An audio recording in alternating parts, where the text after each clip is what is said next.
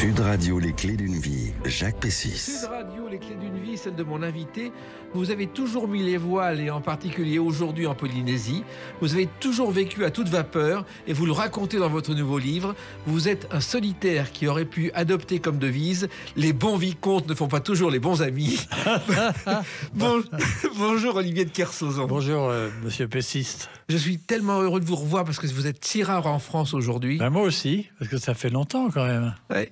Ouais. Mais on ne fait pas. Alors, vous publiez un nouveau livre, Olivier de Kersauzon, avant que la mémoire s'efface, quelques propos maritimes au Cherche Midi. On va en parler tout au long de l'émission, mais le principe de l'émission, c'est de votre parcours à travers des dates clés.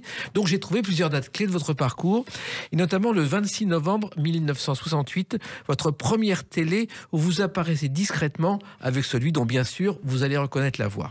Je pense pas du tout que j'ai un caractère de solitaire. C'est une réputation, ça, qu'on m'a fait, que je traîne de 64. Il se trouve que Bretagne Actualité propose un reportage à la Trinité-sur-Mer avant le périple de Tabarly, San Francisco, de l'île les Antilles, et que sur le pont, il y a deux débutants qui s'appellent Alain Collat et Olivier de Kersauzon. Non, on n'est pas des débutants, on a déjà tourné un paquet. Attends, voilà. ouais. Mais à la télé, ils présentent comme des débutants. Ouais, bah, c'est des confinis, mais c'est en 68. En 68, non, mais attends, Alain Collat n'était pas là en 68, c'est pas vrai, parce qu'Alain Collat, ah si, peut-être que quand on a été courir Sydney Hobart en 68, ça, voilà. il est revenu en France avec nous. Mais on naviguait vachement. Attends, moi, on avait pété tous les courses anglaises de l'époque, et moi je naviguais, parce qu'avant je convoyais des bateaux, on savait naviguer, t'es pas des débutants. Voilà, mais en même temps c'est le premier reportage à la télévision. Mais c'est pas parce que c'est le premier reportage qu'on était des débutants, ça, mon garçon. Hein?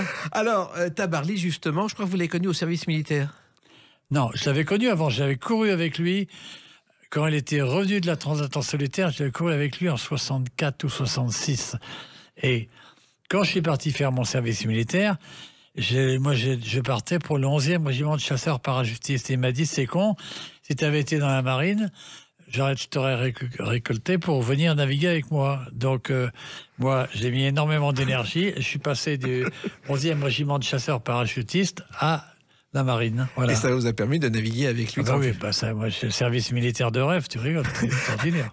Alors, vous êtes quartier maître et Tabarly est un maître en quelque chose. Ah, oui, c'est un peu ça.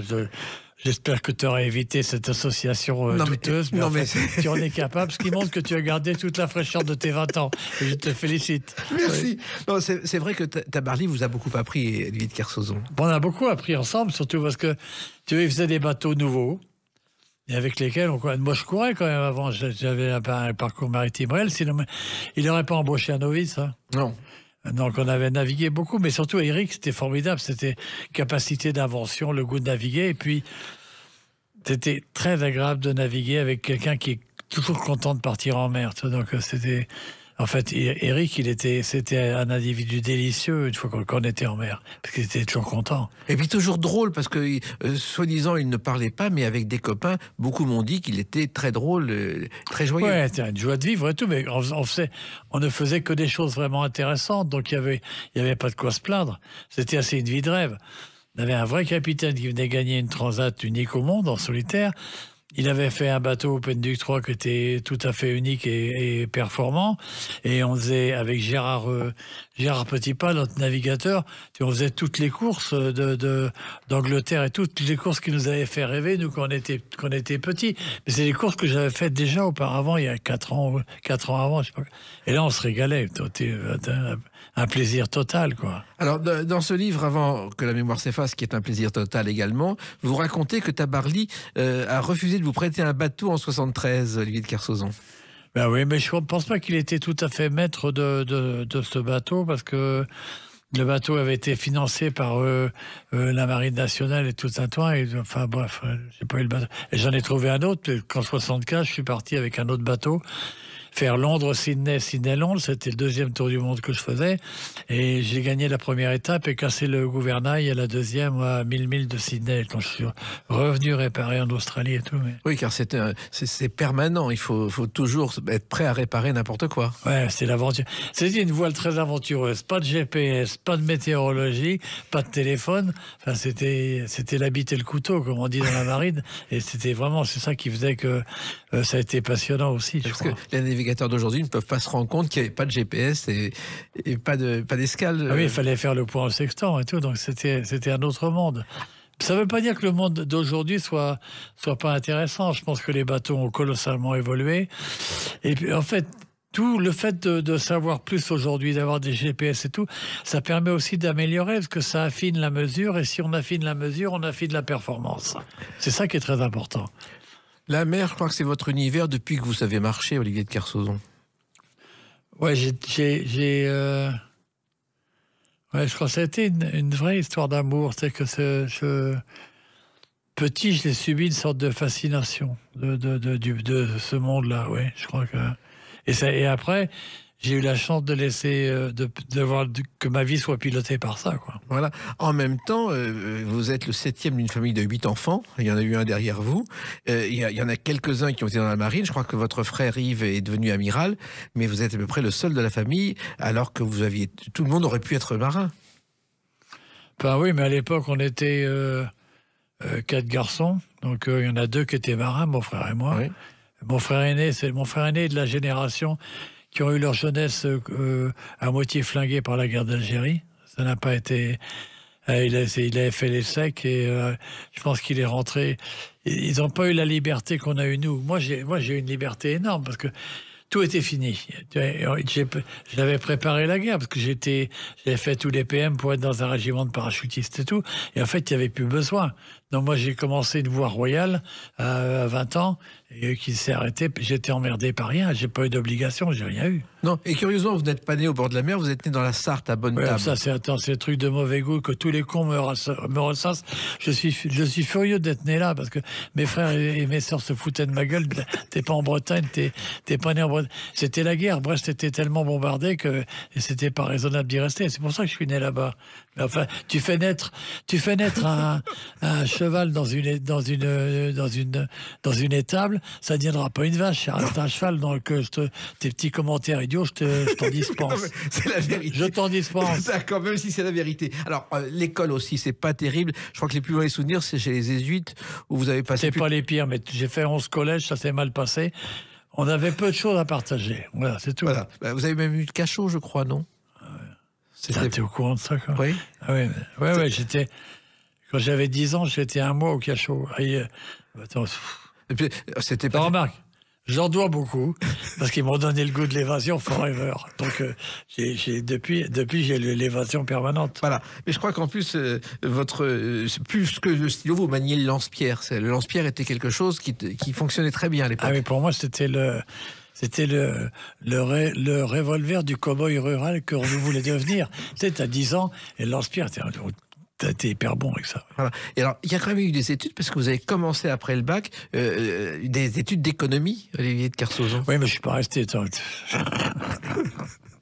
C'était pas pour vous.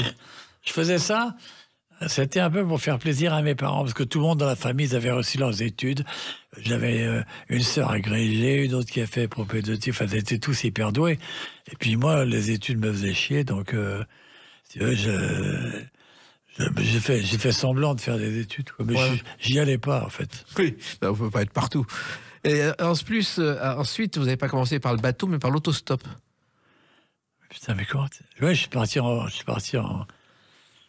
J'ai quitté la fac. J'ai laissé mes bouquins sur la table. Sur la table, en me disant qu'on ne s'en reverrait jamais, ce qui ne me faisait pas un grand chagrin. Et je me suis dit, tiens, je vais partir en Europe. J'ai fait le tour Je suis descendu en Grèce et tout ça, parce que je croyais qu'il faisait chaud en hiver en Grèce, ce qui est une putain d'erreur. Il fait froid. Et vous êtes allé à Berlin uniquement pour voir le mur? Oui. Oui, parce que j'étais intéressé par les... Tu sais, quand tu nais en 44 et que tu es petit et que tu regardes autour de toi dans ce qu'était la France, quand tu traversais des villes comme Nantes ou comme Brest, je sais pas quoi, aux questions que tu poses, on te dit c'était la guerre. Donc moi j'ai été très façonné, ma petite enfance si tu veux. En plus, moi je suis une génération, si tu veux, on a eu les tickets de rationnement jusqu'en 52. Donc en 52 j'avais 8 ans. Donc on a une idée très précise, enfin très émotionnelle de ce qu'ont pu être ces périodes. Et en plus c'était des périodes dont les parents refusaient de parler. Nos parents ne voulaient plus qu'on parle de ça. Exactement. C'est drôle, hein. Aujourd'hui, c'est dans l'histoire. Avant, on n'en parlait pas. Oui. Et mais même si je vois dans les familles juives, ceux qui sont revenus des camps ne parlaient pas de ça à leurs enfants. C'est les enfants qui, à 20 ans, ont découvert, quoi. Plus personne. La guerre avait été une merde totale et plus personne ne voulait en parler, tu vois.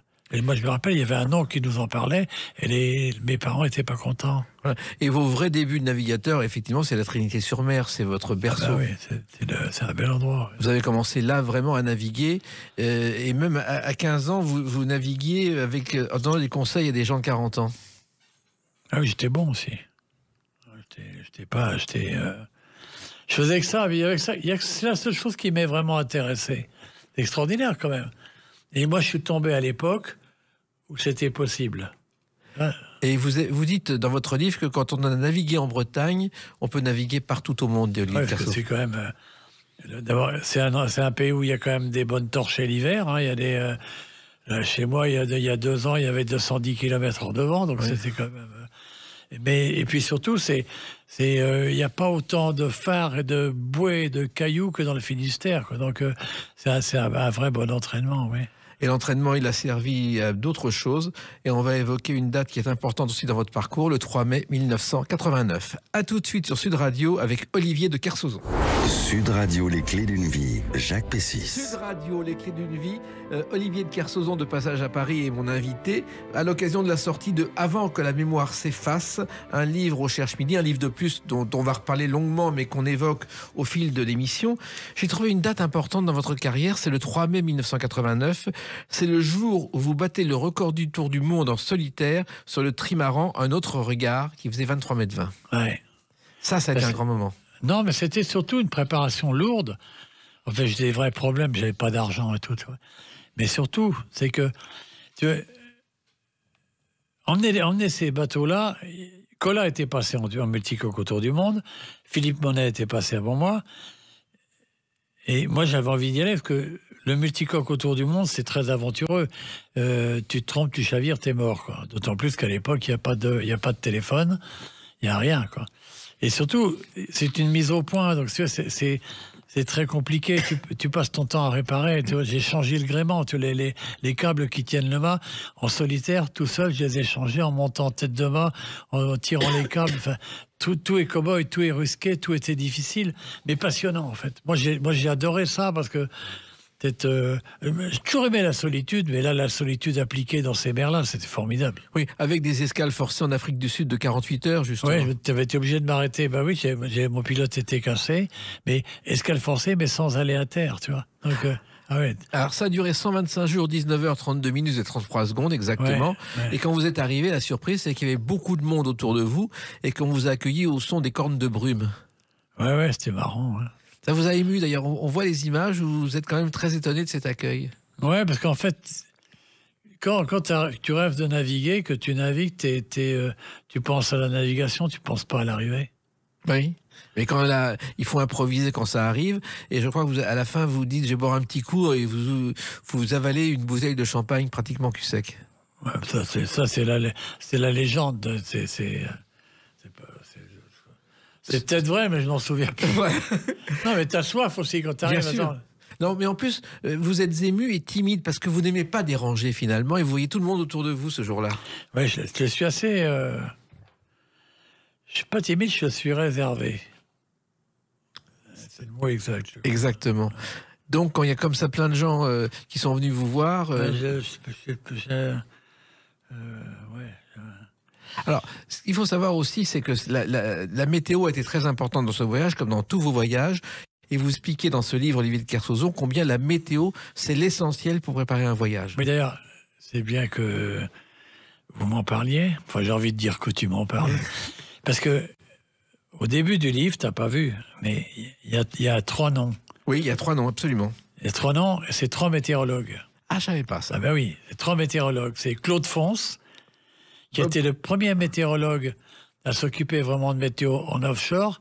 C'est Michel Éténon qui l'avait recruté pour la c'était pour la première route du Rhum. Oui. Donc il y avait et Claude Fons, c'était un météorologue de la vieille génération. À l'époque, on avait presque encore les frégates météo au large. Tu vois. Donc c'était de l'observation. Il n'y avait pas du tout les moyens techniques, il n'y avait pas les satellites et tout ça. Le deuxième météorologue, parce que moi j'ai beaucoup appris avec ce genre-là, c'est Bob Rice.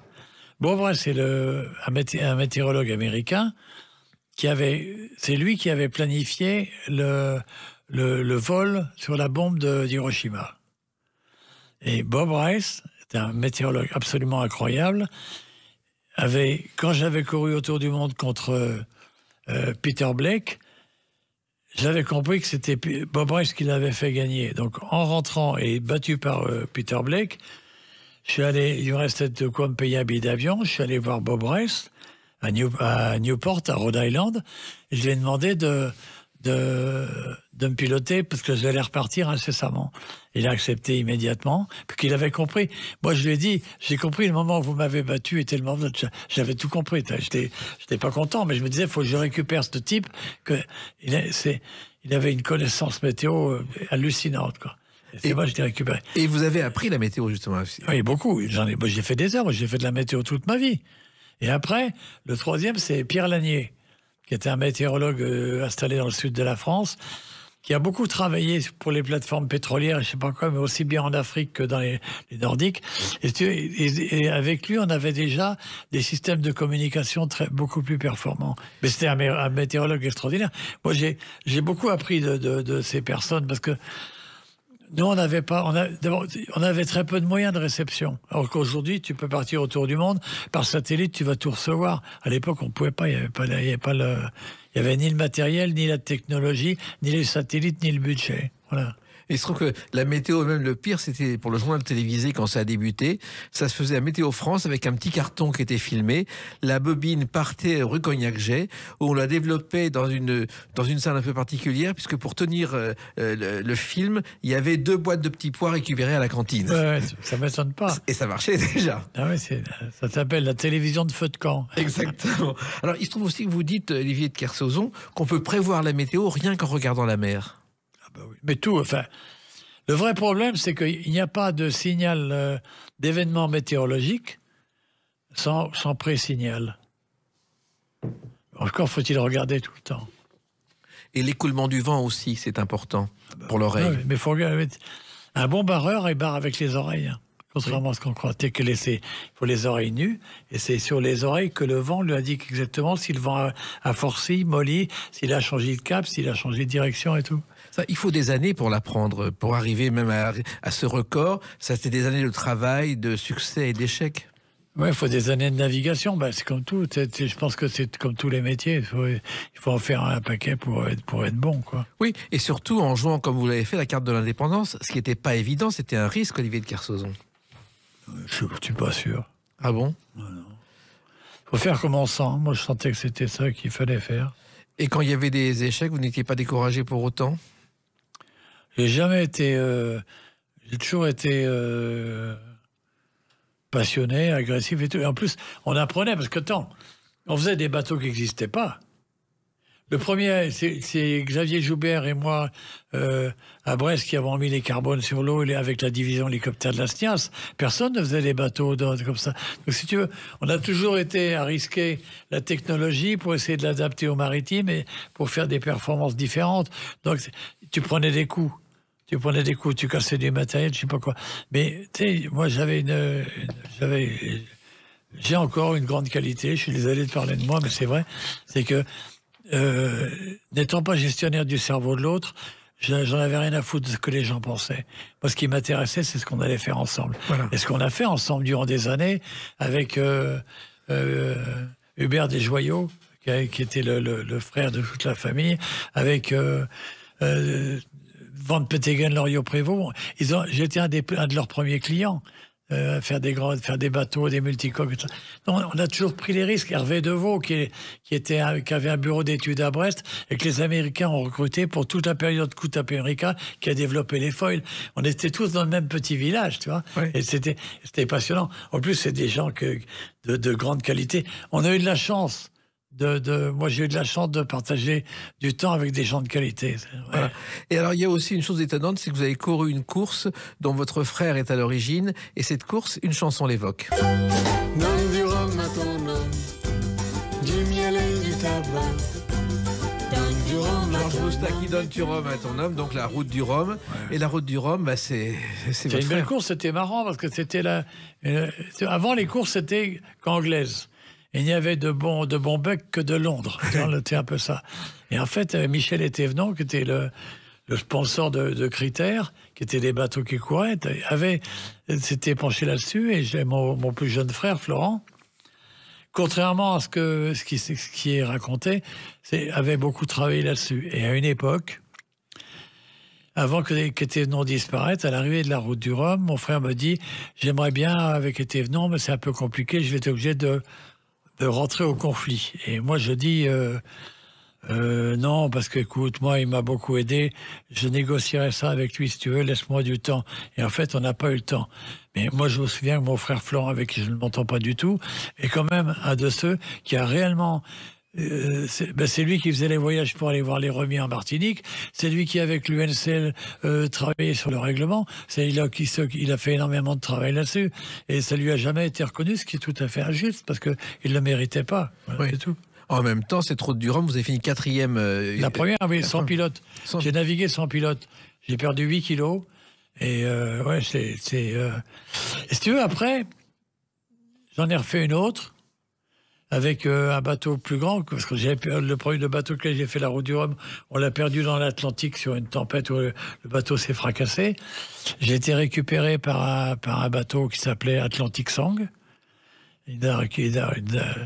Lui, il était bien embrouillé, parce qu'il y avait 69 nœuds de vent établis, 70 nœuds de vent, et il transportait des scrappers et des bulldozers. Ils avaient cassé ce qu'on appelle les amarrages sur les pattes d'éléphant. Donc ils avaient bulldozers de 20 tonnes qui glissaient dans le fond de cale. Alors le problème, c'est que ça pouvait impacter, faire le trou dans la coque et les faire couler, quoi. On a été recueillis par eux. Ouais. C'est extraordinaire. Ouais, c'était très aventureux, mais moi, ce qui m'intéressait, c'était l'aventure. C'est-à-dire que à un moment donné, je me suis dit que j'allais faire de l'aventure et pas de la course. La course, j'en avais fait 8 ans avec Tabarly, on avait gagné, on avait vu. Et je me suis dit que c'était intéressant d'emmener les bateaux là où Tabarly disait « Moi, j'irai jamais au Cap Horn en multicoque. » Moi, je suis allé un paquet de fois. Non, mais c'était ça qui moi, m'a intéressé. C'est de faire évoluer ces bateaux-là, quoi. Voilà. Mais il y a eu un moment beaucoup plus calme aussi dans votre vie, et on va l'évoquer à travers une date clé aussi, le 30 septembre 2002. À tout de suite sur Sud Radio avec Olivier de Kersauzon. Sud Radio, les clés d'une vie, Jacques Pessis. Sud Radio, les clés d'une vie, mon invité Olivier de Kersauzon, avec ce nouveau livre, Avant que la mémoire s'efface, au Cherche Midi, qu'on évoque en filigrane pour l'instant, mais qu'on va évoquer plus tard en détail. 30 septembre 2022. C'est le jour où vous avez été élu à l'Académie de Marine, dans la section marine marchande, pêche et plaisance, et vous êtes entré le 12 octobre. Et vous imaginez académicien immortel, c'est une image très particulière. Ben moi,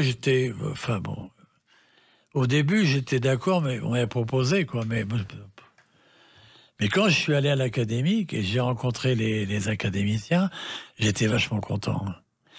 C'est la réunion réelle de gens qui, dans notre évolution maritime, ont eu des postes clés.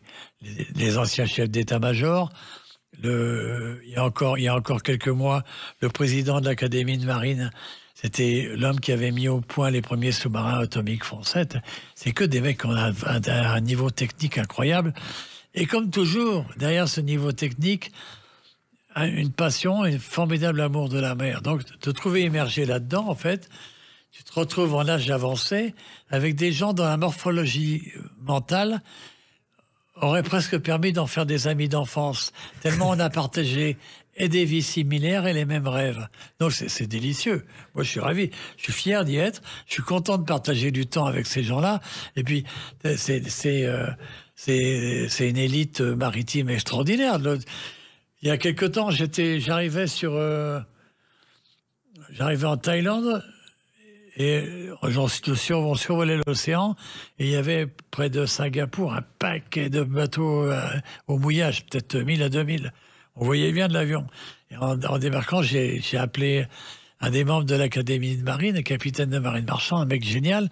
Et je lui ai dit, mais ça a toujours été comme ça. Et il m'a expliqué qu'en fait, dans cette zone-là, il y avait toujours au moins 100, 200, 300, 1000 bateaux en attente, je sais pas quoi. Parce qu'ils connaissaient tout. C'est des gens qui connaissent tout de cet océan. Donc c'est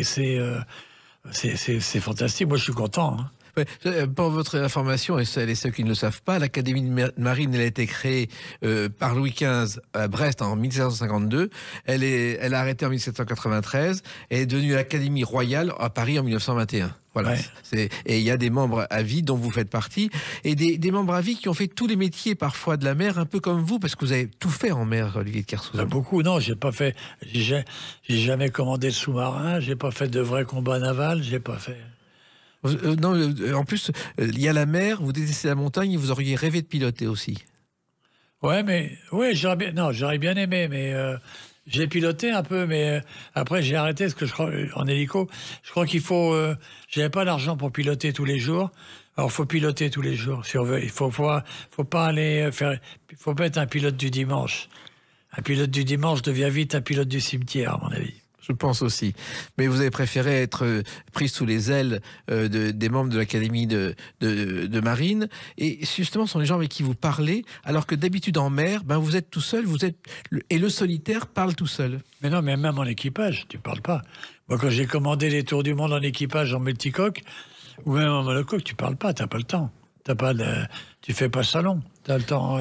Parfois, tu t'aperçois que tu fais un tour du monde avec des mecs auxquels tu n'auras pas parlé une fois. Ou bien si tu auras parlé, on vire de bord, voilà, c'est tout. Ou sur les spaghettis, ouais, mais ça, tu vois, c'est que on n'a pas échangé, quoi. Oui, t'as pas le temps. Avec des équipages que vous choisissez, et notamment, il y a un détail important, c'est de la façon dont ils marchent sur le pont quand vous les choisissez. Non, mais c'est pas, je les fais pas marcher. La façon dont un mec marche, tu sais qu'il a navigué ou pas, tu vois. Exactement. Et moi, j'ai recruté dans mes équipages plusieurs fois des gens qui venaient de la pêche ou de la marine marchande, parce que tu vas apprendre. C'est assez facile d'apprendre à un vrai marin à devenir un coureur. T'es pas sûr d'apprendre à un coureur ou à un régatier à devenir un marin. Tu vois, donc moi, j'ai bien aimé.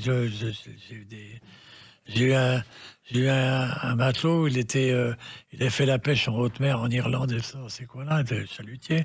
J'en ai un autre. Il était second sur une goélette.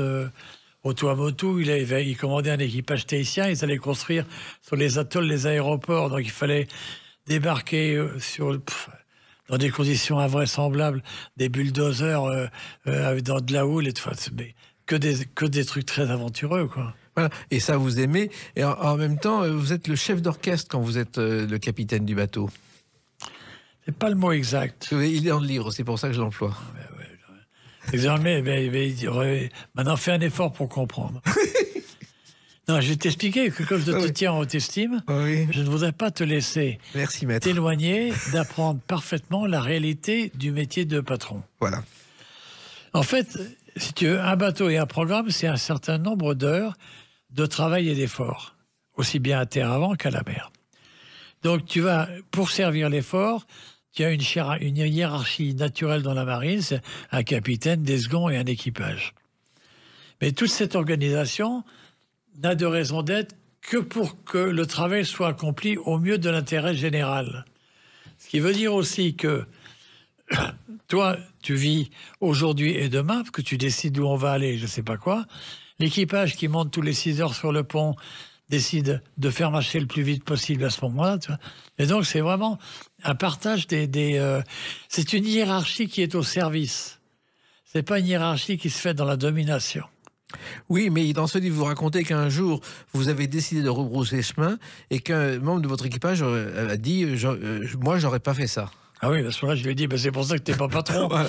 Ah oui, parce que l'intérêt du monde maritime, c'est que comme on est dans un monde où la bande de roulement, la mer change de forme assez souvent, le vent change de forme et d'intensité, de direction assez souvent aussi, tu es obligé de prendre une décision.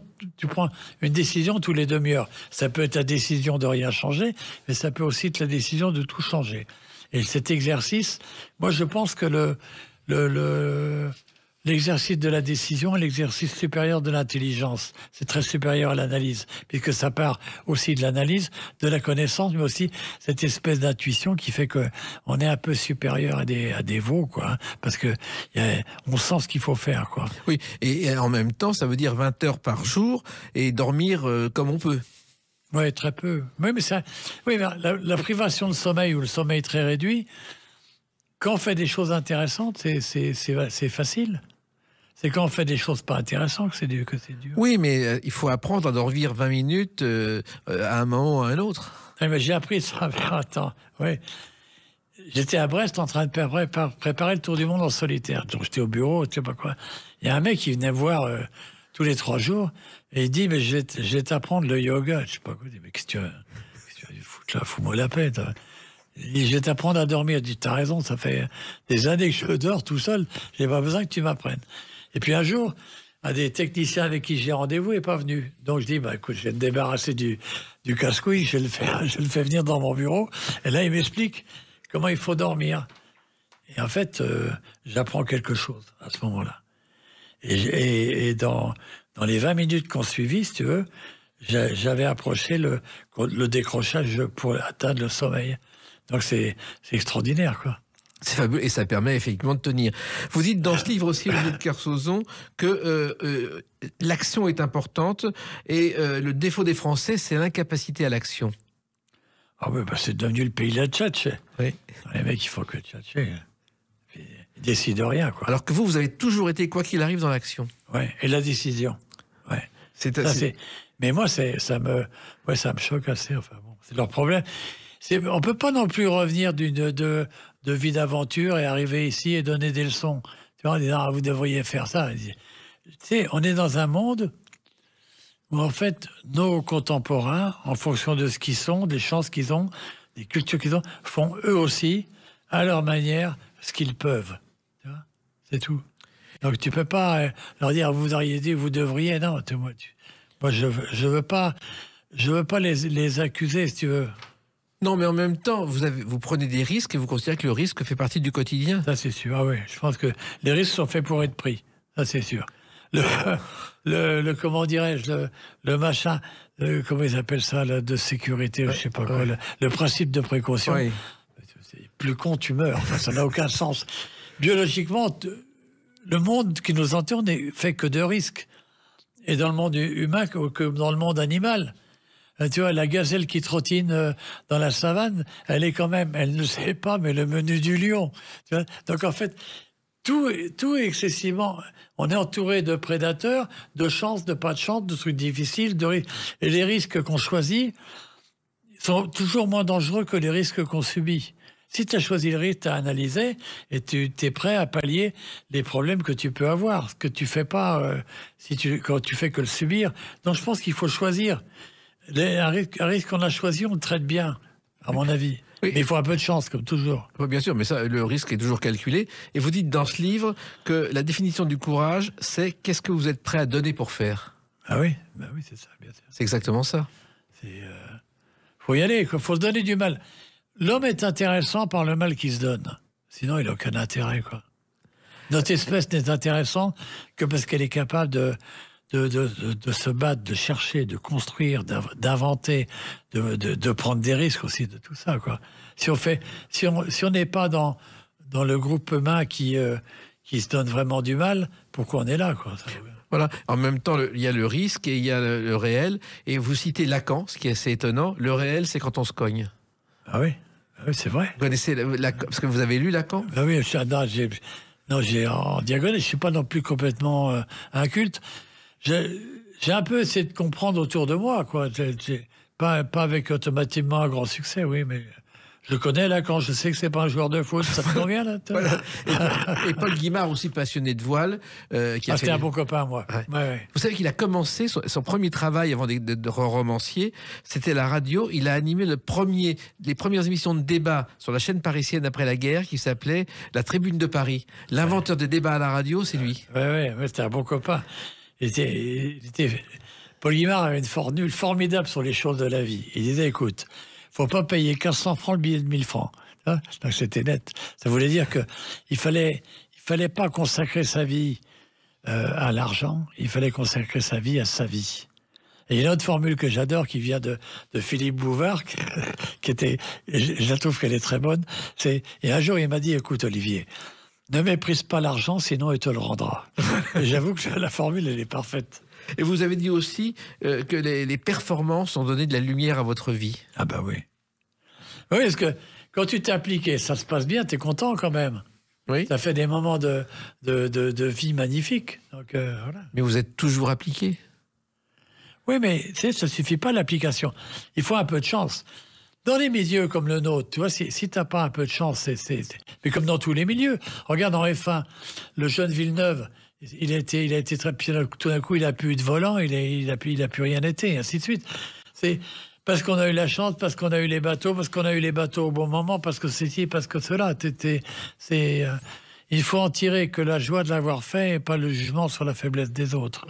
Et la joie et la chance aujourd'hui, c'est de vous avoir au micro pour évoquer votre...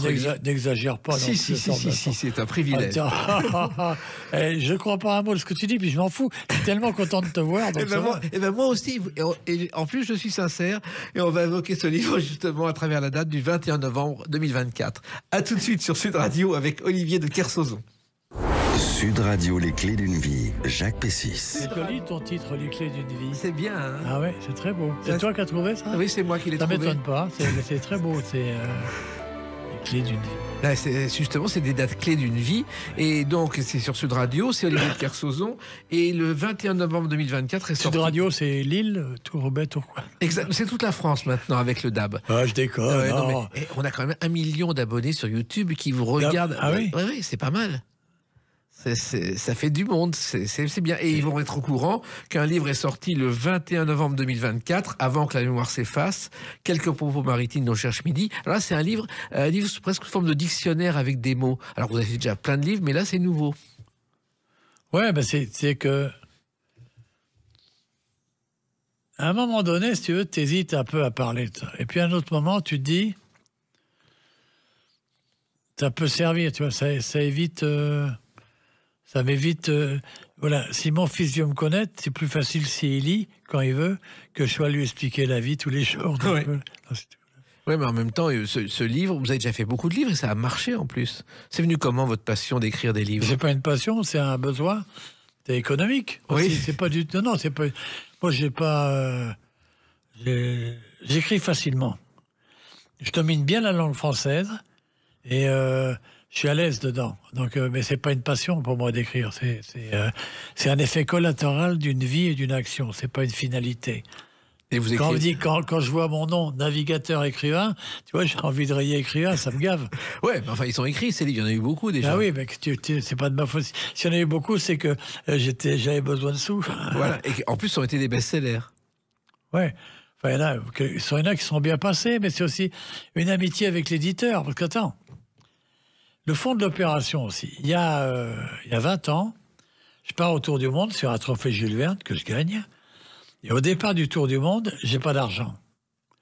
Il faut que j'ai un trésor de guerre parce que si tu exploses et qu'il faut que tu ailles réparer en Afrique du Sud, ton Tour du Monde, il va être raté. Mais tu vas perdre. Si tu n'as pas d'argent, tu vas perdre le bateau. On va pas te gruter, on va pas s'occuper de toi si tu peux pas payer immédiatement et cash.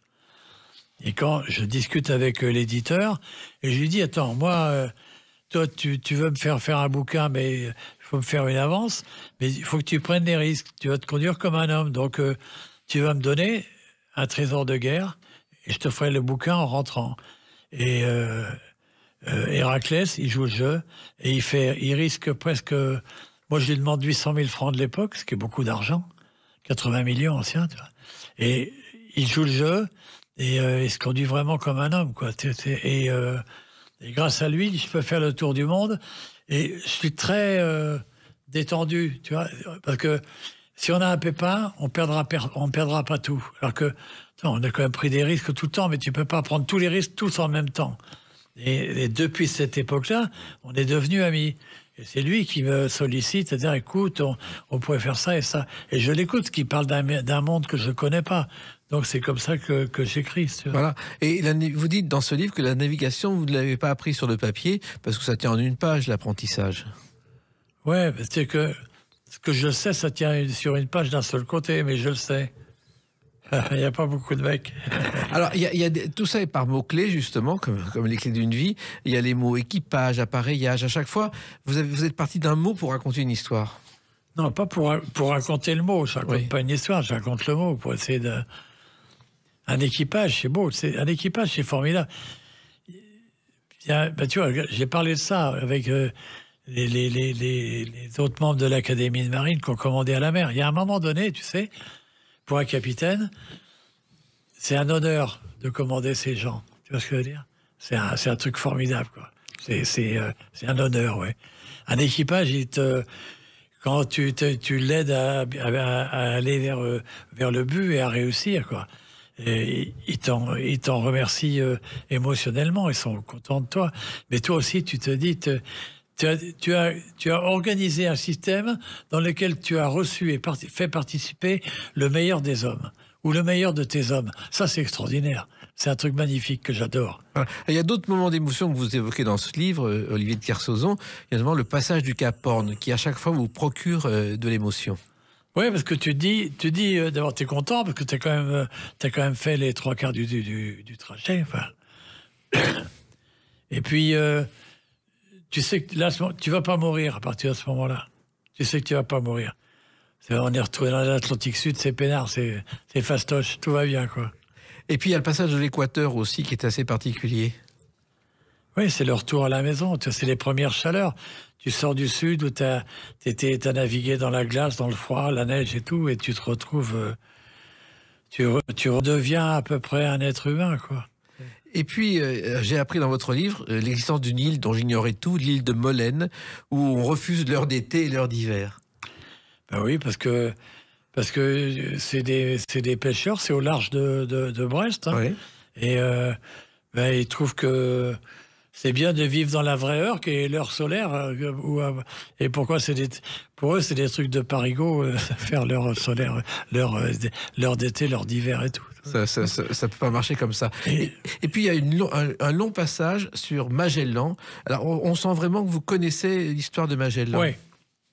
Et surtout, de toute l'histoire mondiale de la navigation, en fait. C'est le plus grand navigateur. Tu vois. Quand Christophe Colomb va découvrir l'Amérique, il quitte le Portugal pour aller aux Antilles. En final, il ne sait pas qu'il va aux Antilles, mais il va en Amérique. C'est déjà l'Amérique. Mais il ne change pas tellement de climatologie. En avril, la mer du Portugal, elle est aussi autant bleu ciel que sur les Antilles. Il n'est pas dans un monde. Allez découvrir le sud, le détroit qui portera son nom. Il faut descendre dans le sud. La mer, elle est verte, et puis elle devient noire. Et puis, il y a une saison. C'est-à-dire qu'à un moment donné, quand tu t'enfonces dans l'hiver, les nuits passent de 8h, 10h, 12h, 14h, 16h. Il y a de quoi... C'est excessivement courageux. Et on est en 1620. On est encore à l'époque où une partie de son équipage croit que la mer est plate et qu'à un moment donné, on va tomber. Et il faut... Pour moi, Magellan, c'est un peu... À l'époque, c'est aussi des gens, il y a une vraie culture maritime, les meilleures cartes, les meilleurs savoirs. Enfin, tout pour aller jusqu'au détroit, c'est lui qui fait la cartographie. Exactement. Et en même temps, si tu veux, pour moi, c'est un peu la NASA, mais avec des couilles de lion. Parce que tu vois, il faut vraiment avoir une foi énorme dans l'homme, dans l'histoire de l'homme, dans la navigation et dans Dieu aussi, parce que c'est ce qui les mène. Et je trouve que c'est très, très belle. Magellan, pour moi, c'est un grand. D'ailleurs, quand tu vas au sud de la Patagonie, tu vois, les villes sont imprégnées de Magellan. Tu vois, tout s'appelle Magellan. Le bistrot, l'auto-école, les pompiers, tout s'appelle Magallanes. Et je trouve que les habitants lui rendent ce qu'il a été. Tu vois, c'est touchant quand même, parce que c'est une partie du monde unique et où il n'est pas oublié. Et quand tu rentres dans le détroit de Magellan après avoir fait la côte, il faut vraiment faire tous les ribides pour le voir. Nous, on a la carte, mais même quand tu as la carte, tu as presque le doute, parce que c'est pas comme le Goulet de Brest, tu vois vite que c'est ouvert, tu vois pas que c'est ouvert tout de suite. Donc l'histoire est formidable. Moi, je la trouve... pour moi, Magellan, c'est un grand homme. Et c'est le premier acte de la mondialisation. Tu vois. C'est-à-dire, c'est le premier tour du monde, c'est le premier acte de la mondialisation, sur lequel tout le monde pleurniche aujourd'hui, comme si ça faisait évoluer les choses de pleurnicher. Mais enfin, c'est un autre détail. Alors, dans ce livre, il y a une phrase qui m'a fait penser à une chanson. Et la mer efface sur le sable. Et pas des amants de Yves Montand, Les Feuilles Mortes, tiré d'un film qui s'appelait Les Portes de la Nuit, mais qui a été tellement raté qu'il s'est appelé ensuite par les critiques Les Portes de l'Ennui. Ouais. Et c'est vrai que la mer efface les traces, et c'est dans votre livre, et c'est aussi votre façon de voir la mer, Olivier de Kersauzon. Oui, un sillage, ça reste pas. Hein. C'est pas... Dans le désert, quand on passe le Dakar, il y a des traces, là, il n'y a pas de traces. Voilà. Ouais. Et vous dites qu'on ne range pas la mer, elle se range elle-même. Oui, c'est vrai. Ouais. Et ça, vous avez appris pas à la dompter, mais à vivre avec elle. À la regarder et à comprendre. C'est des mondes où il y a surtout à comprendre et regarder, c'est tout. En revanche, vous n'avez un peu trop tardé à regarder la pollution. Vous le dites dans le livre. Ouais, mais oui et non, parce qu'en fait, la pollution maritime, elle est forte, elle est grande, mais elle est grande sur les zones habitées. Si tu veux, dans la cartographie du monde marin, il y a 24% de la surface maritime du globe qui est vraiment cartographiée. Dans ces zones-là, la pollution a fait des progrès monstrueux, et l'industrialisation et tout ça. Mais dans le reste du monde, c'est pas si pollué que ça. C'est même, il y a des endroits pas pollués du tout, quoi. Mais c'est vrai que nous, la pollution, on l'a vécu autrement. Moi, je suis né en 44. En 44, c'est la fin de la guerre de 40. Enfin, ça dure presque jusqu'en 46. Et les bords de mer de Manche, tu vois, de Bretagne Nord, sont entièrement pollués par des traces de goudron, vu tout ce qui a été coulé dans la Manche durant la guerre.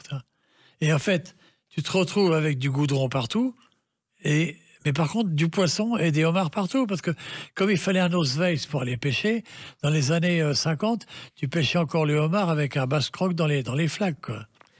Et en même temps, aujourd'hui, vous vivez dans un paradis où il n'y a pas de pollution, c'est la Polynésie. Il y en a un peu dans les îles, tu sais, mais comme c'est immense, il y en a moins. Mais les Polynésiens sont vigilants même de ce qui s'est passé avec les fermes perlières et tout ça. C'est que tout le monde a pris conscience de cette réserve de beauté, de vie, de forme qu'avait la mer.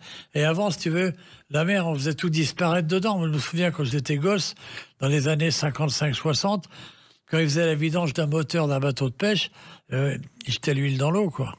Et d'ailleurs, l'ensemble des ports de pêche, quand j'étais jeune, tu ne pouvais pas te baigner dedans. Alors qu'aujourd'hui, dans les ports de pêche, tu peux te baigner. Plus personne n'aurait l'idée de jeter l'huile et la graisse usée dans les eaux, quoi. Donc c'est des comportements qui ont évolué aussi. Voilà. Alors, vous avez, vous le dites dans ce livre, 80 ans, moi je ne suis pas d'accord, je dis que vous avez 20 ans et 4 fois plutôt qu'une, car vous avez toujours le cœur de vos 20 ans. Oh, flattez-moi. Attends, tu crois que je vais croire des niaiseries pareilles? Non, c'est vrai. Je m'en fous. Écoute, je vais dire, d'abord, je suis très content d'avoir passé le temps que j'ai passé avec un jeune homme de 72 ans. Oui. Et on est ce qu'on est, mais rien n'est moche, quoi. Tout va bien. Non, mais vous dites que vous avez un parcours que vous appelez un machin, mais que vous trouvez que la durée de vie qui vous a été accordée est indécente, alors que vous avez encore plein de choses à faire et plein de choses à vivre. Non, mais attends.